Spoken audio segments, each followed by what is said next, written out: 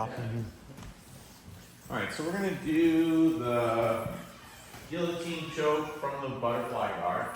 There's not a lot of different things I'm doing here. I've got him in the butterfly guard, and where it kind of comes up the most is I wanted to sweep him and he kind of bends, he crouches, it kind of creates like more of a downward kind of angle, which makes it hard for me to lift him.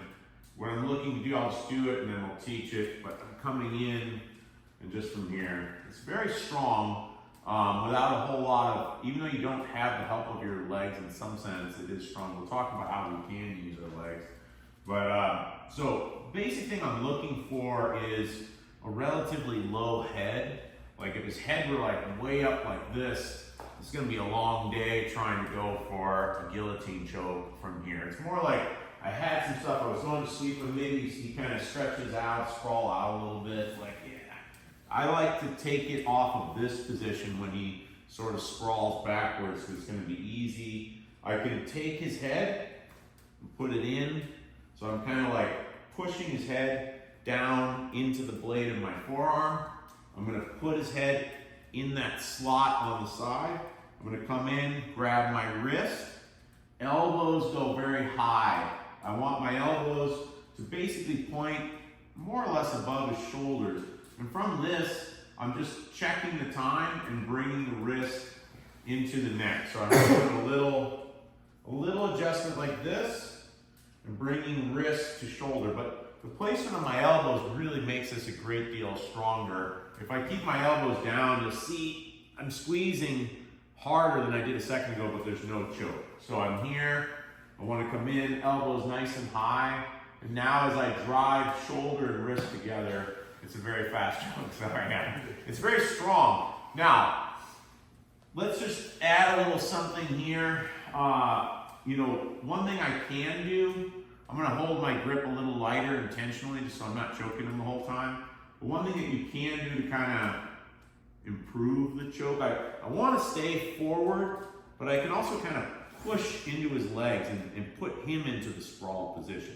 And when he tries to get back up, it's not easy. I can keep, like really try. It's hard. I can kind of keep that pressure in his legs. It's very easy for me to finish the choke from that. So, you know, other things that you can do off of the choking grip is like, let's say I come in here, bring those knees in, and bring your hands onto my hands. Like, yeah. There's a lot of space often for him to be able to fight with his hands when I'm trying to do the choke, and now really pull your hands. Yeah, it's hard, but I can lean over his head, use this as my sweeping mechanism, and we can follow up, like you can go through.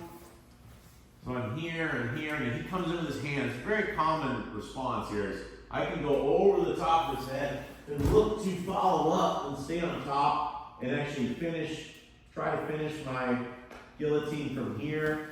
Or I can just take the mount, or you can turn them over and end up in a cross sides or whatever. You may not be able to maintain it all the way through. But one of the nice things here is about attacking this is like I'm here, let's say we're here, and I did my forward shift, you tend to end up in that kind of long, where his body is long, and it's very easy for me to attack because he tends to have his hands on the ground.